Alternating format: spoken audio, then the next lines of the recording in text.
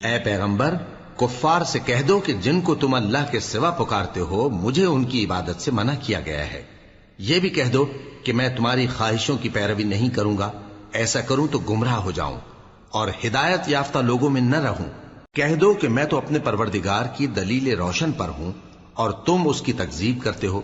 جس چیز یعنی عذاب کے لیے تم جلدی کر رہے ہو وہ میرے پاس نہیں ہے، ایسا حکم اللہ ہی کے اختیار میں ہے۔ وہ سچی بات بیان فرماتا ہے اور وہ سب سے بہتر فیصلہ کرنے والا ہے۔ کہہ دو کہ جس چیز کے لیے تم جلدی کر رہے ہو اگر وہ میرے اختیار میں ہوتی تو مجھ میں اور تم میں فیصلہ ہو چکا ہوتا، اور اللہ ظالموں سے خوب واقف ہے۔